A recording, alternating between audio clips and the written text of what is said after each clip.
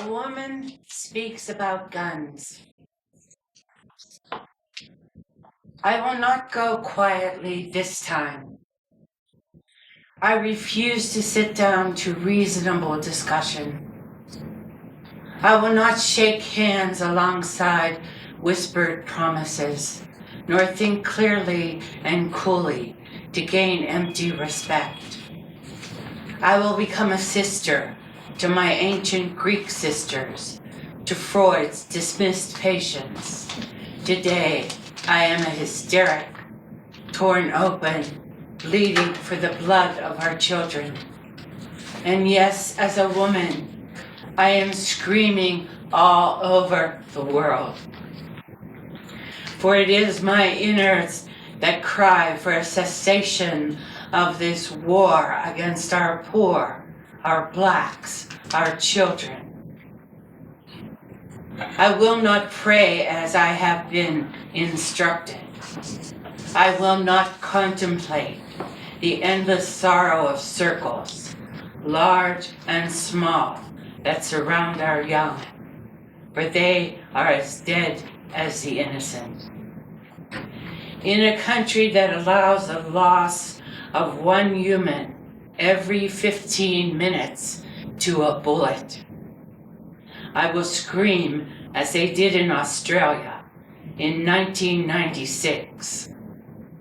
I have given my milk and my life that children may live. Yet now, in the shadow of those insisting, no demanding, on the right of the unborn to live, while denying the same to those already born.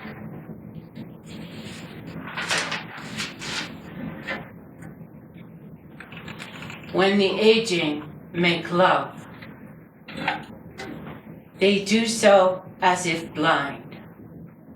They do not hold their breaths in expectation, but feel their way along a familiar route. They do not think, so the experience is neither good nor bad. They do not make love as separate beings. That was done with long ago. They make love like the earthworms, hermaphrodite in spirit. She is inside his body, hers is cupped by his. When they look into each other's eyes, they see themselves looking back. They don't bother with cloths or tissues, but rest in their love fluids comfortably. And then when they rise into an unchanged world, where the dishes, the garden, the finches, and the dining chairs are the most beautiful things they have ever seen.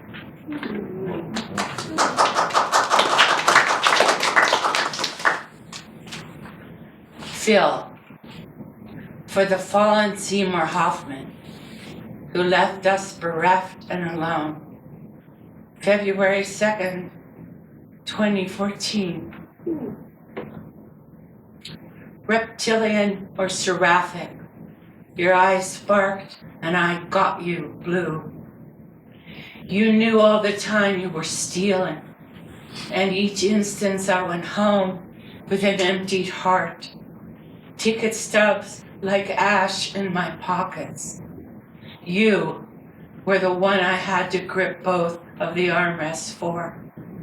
And because of you, the incomprehensible became a yes, so deep I was afraid to look again. Yes, yes, yes, to the wretchedness we keep from each other.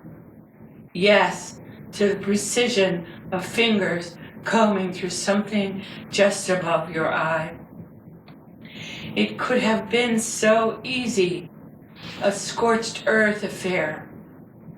But you were a miner, and in so deep we refused to follow. But you chucked up diamonds, demonstrating what the anthracite could hold. Everything I've looked away from, you held me by the hair to see. and I hated you, and I was grateful. I would have kissed each bare patch on your whitened body, and I want to thank you for being here longer, much longer than you could bear. And I want to thank God for my eyes and ears and for being in the right place and time to receive you. And I ask for nothing but a long lake of peace for you and those you love.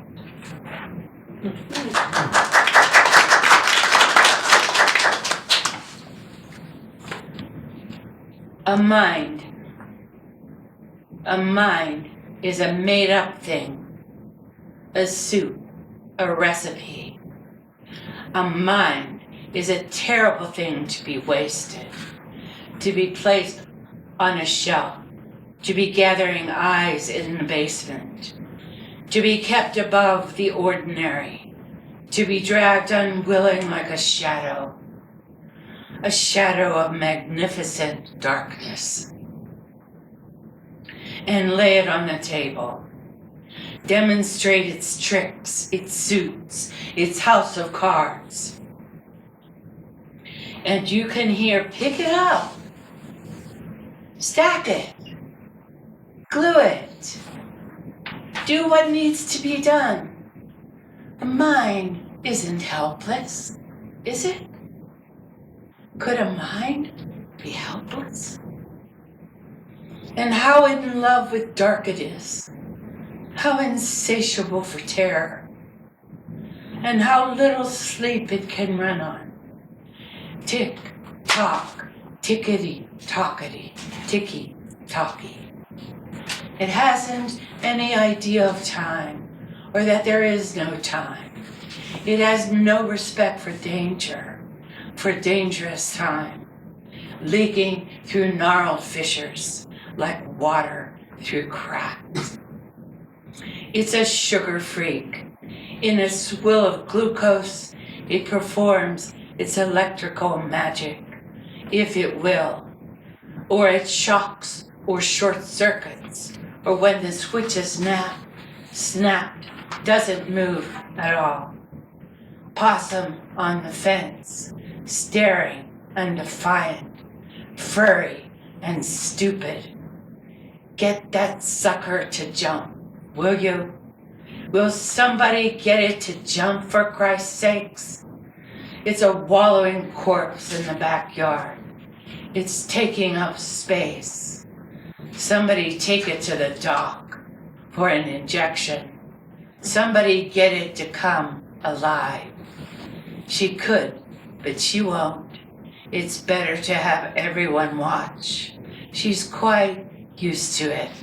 Can't see that mushy little orb up for any sort of change. Doesn't she choose her comfort level? You know she likes it. A mind can be at war with its own body, perform a jiu-jitsu jump,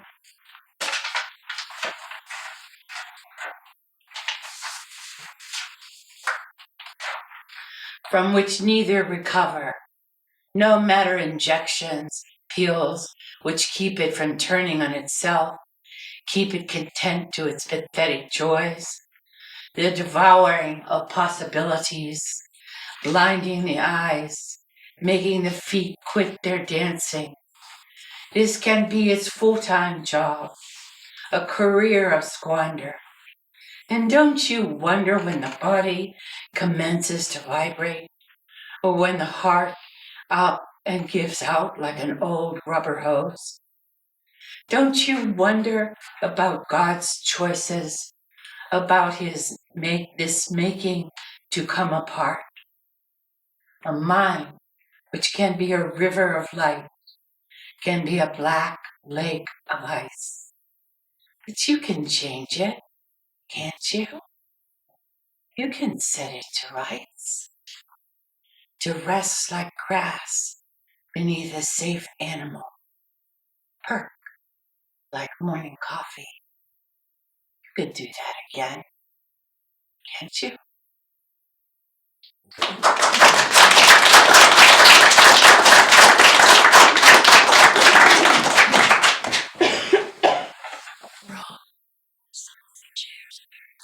Pumped. On her reclining bicycle, pumping many miles per hour to the bleating of the gypsy kings. Going no place in particular, another sunny, glassed-out morning at the gym. She espied a man of steel going at it on the chin-up bar. Nothing in particular about such a vision at the gym, except that this one managed to propel himself from floor to bar with one mere left arm. Think about it, or don't, if you don't want the responsibility. But he was not a small man, except for his sculpted buttocks cut into hardened handfuls by sets and sets of his declining squats. This Hercules, this metal Atlas. She was making less and less progress on her nowhere road. She was slowing down a bit, but sweating nonetheless. She was thinking salt and its prickle on her tongue. She was thinking about the possibilities of two arms lifted, completely distracted. She was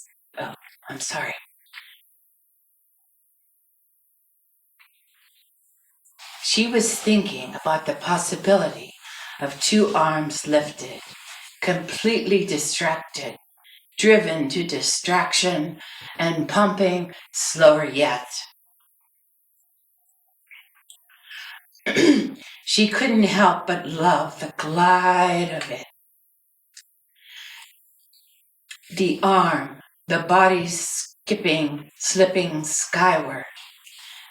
The back entire, small rounded rising like the statues in Italy, the way they make us reach, despite the do not touch signs in several languages. And it made her sing, not according to the gypsies, but her own small hymn, which went something like, "Oh, praise you, God of all creation, for such a wonder work as this."